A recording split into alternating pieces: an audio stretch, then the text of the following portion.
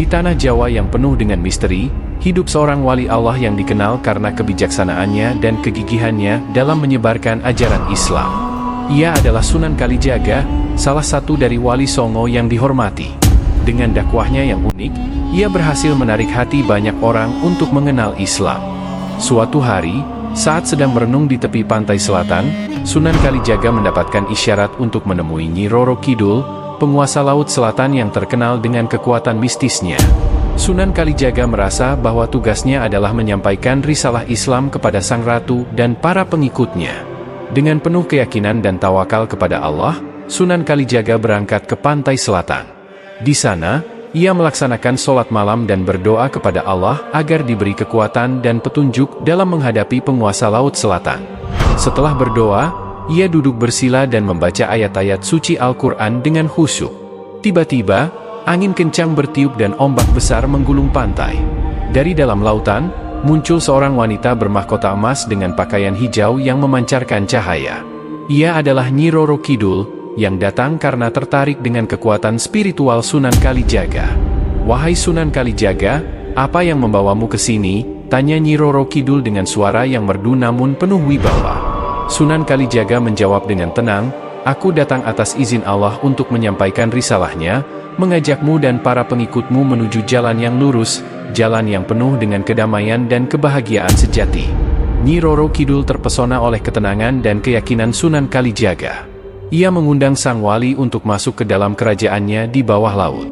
Dengan izin Allah, Sunan Kalijaga mengikuti Nyi Roro Kidul masuk ke dalam air tanpa merasa basah atau kesulitan bernapas. Di dalam kerajaan bawah laut yang indah, Sunan Kalijaga disambut dengan pemandangan menakjubkan dan keramahan para penghuni laut. Di istana yang megah, Sunan Kalijaga dan Nyi Roro Kidul berbincang tentang banyak hal. Sunan Kalijaga dengan bijaksana menggunakan ayat-ayat Al-Quran dan hadits Nabi Muhammad SAW untuk menjelaskan konsep-konsep spiritual dan keindahan Islam. Nyi Roro Kidul mendengarkan dengan seksama dan merasakan kedamaian yang luar biasa dalam hatinya. Ia tersentuh oleh kebijaksanaan dan ketulusan Sunan Kalijaga, serta ajaran Islam yang penuh dengan cinta dan rahmat. Setelah berbincang-bincang panjang, Nyi Roro Kidul berkata, "Wahai Sunan, ajaran yang kau bawa begitu indah dan menenangkan. Aku ingin mempelajari lebih dalam dan mengikuti ajaran ini." Sunan Kalijaga dengan senang hati membimbing Nyi Roro Kidul dalam mempelajari Islam. Seiring berjalannya waktu, Nyi Roro Kidul semakin memahami dan mengamalkan ajaran Islam dalam kehidupannya. Ia merasakan perubahan yang luar biasa dalam dirinya, menjadi lebih tenang dan penuh kasih sayang. Pada suatu hari, Nyi Roro Kidul mengungkapkan perasaannya kepada Sunan Kalijaga. "Sunan, aku merasa hatiku telah terbuka oleh cahaya Islam yang kau bawa. Aku juga merasakan cinta yang tulus dan murni padamu.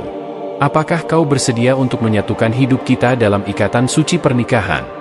Sunan Kalijaga, yang juga merasakan cinta yang sama, menjawab, "Wahai Ratu Laut Selatan, aku bersedia menikah denganmu, dengan niat untuk terus menyebarkan kebaikan dan ajaran Islam bersama-sama."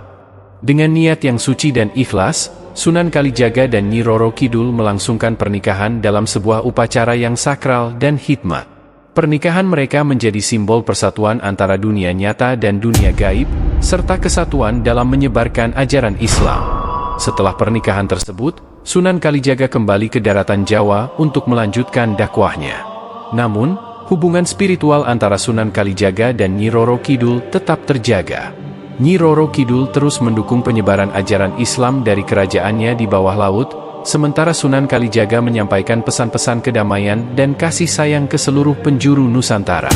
Setelah pernikahan yang sakral, Sunan Kalijaga dan Nyi Roro Kidul menjalani kehidupan mereka dengan penuh pengorbanan dalam menyebarkan ajaran Islam. Sunan Kalijaga kembali ke daratan Jawa untuk melanjutkan dakwahnya, sementara Nyi Roro Kidul tetap memimpin kerajaannya di bawah laut dengan bijaksana dan penuh kasih sayang. Meski terpisah oleh dunia yang berbeda, cinta dan komitmen mereka untuk menyebarkan kebaikan tetap kuat. Setiap malam, Sunan Kalijaga merenung dan berdoa, memohon petunjuk dari Allah untuk menghadapi tantangan dakwahnya. Ia merasakan kehadiran Nyi Roro Kidul yang selalu mendukung dan mendoakannya dari kejauhan. Suatu hari, Sunan Kalijaga mendapatkan isyarat untuk menyebarkan ajaran Islam di wilayah pesisir selatan yang masih banyak dipengaruhi oleh kepercayaan animisme dan dinamisme. Dengan semangat yang tak pernah padam, ia mengajak para pengikutnya untuk bergabung dalam misi mulia ini. Di pesisir selatan, Sunan Kalijaga mendirikan sebuah pesantren sederhana di dekat pantai. Ia mengajarkan Al-Quran, hadits, dan berbagai ilmu agama kepada masyarakat setempat.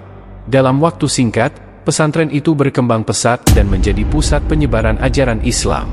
Suatu malam, saat sedang berdoa di pesantren, Sunan Kalijaga merasakan kehadiran Nyi Roro Kidul yang datang dengan cara yang tak terduga. Melalui mimpi yang terang benderang, Nyi Roro Kidul memberikan petunjuk kepada Sunan Kalijaga tentang cara-cara yang lebih efektif untuk menyebarkan Islam di wilayah pesisir. "Wahai suamiku, gunakan seni dan budaya lokal sebagai alat dakwah. Dengan cara ini, ajaran Islam akan lebih mudah diterima oleh masyarakat setempat," ujar Nyi Roro Kidul dalam mimpi tersebut. Sunan Kalijaga tersenyum dan mengangguk. "Terima kasih atas petunjukmu, wahai istriku. Aku akan menjalankan saranmu dengan sepenuh hati." Dengan semangat baru, Sunan Kalijaga mulai menggabungkan seni dan budaya lokal dalam dakwahnya. Ia menciptakan berbagai bentuk seni seperti wayang kulit, tembang Jawa, dan tari-tarian yang mengandung pesan-pesan Islam. Pendekatan ini berhasil menarik perhatian banyak orang, dan semakin banyak masyarakat yang tertarik untuk mempelajari ajaran Islam. Pada suatu hari, seorang pemuda bernama Jaka Tarub datang ke pesantren Sunan Kalijaga. Ia adalah seorang pemuda yang terkenal dengan ketampanan dan keberaniannya, namun memiliki hati yang penuh dengan kegelisahan. Jaka Tarub merasa tertarik dengan ajaran Islam yang diajarkan oleh Sunan Kalijaga dan memutuskan untuk menjadi muridnya. Melihat potensi besar dalam diri Jaka Tarub, Sunan Kalijaga memberikan bimbingan khusus kepadanya. Jaka Tarub dengan cepat menguasai ilmu-ilmu agama dan menjadi seorang dai yang tangguh. Ia kemudian ditugaskan oleh Sunan Kalijaga untuk menyebarkan ajaran Islam di daerah-daerah yang belum tersentuh oleh dakwah. Suatu hari, Jaka Tarub mendengar tentang seorang putri yang sangat cantik dan bijaksana yang tinggal di pedalaman Jawa. Putri tersebut adalah Dewi Nawang Wulan, yang ternyata adalah salah satu pengikut setia Nyi Roro Kidul. Dengan niat yang tulus, Jaka Tarub memutuskan untuk menemui Dewi Nawang Wulan dan menyampaikan ajaran Islam kepadanya. Dengan bimbingan Allah dan dukungan spiritual dari Sunan Kalijaga dan Nyi Roro Kidul, Jaka Tarub berhasil mendekati Dewi Nawang Wulan. Melalui percakapan yang dalam dan penuh makna, Jaka Tarub berhasil menyentuh hati Dewi Nawang Wulan dan mengajaknya untuk memeluk Islam. Mereka berdua kemudian menikah dan bersama-sama menyebarkan ajaran Islam di pedalaman Jawa. Kisah cinta dan dakwah Sunan Kalijaga dan Nyi Roro Kidul, serta Jaka Tarub dan Dewi Nawang Wulan, menjadi inspirasi bagi banyak orang. Mereka menunjukkan bahwa dengan cinta, kebijaksanaan, dan ketulusan, ajaran Islam dapat menyinari hati yang gelap dan membawa kedamaian serta keharmonisan bagi seluruh makhluk.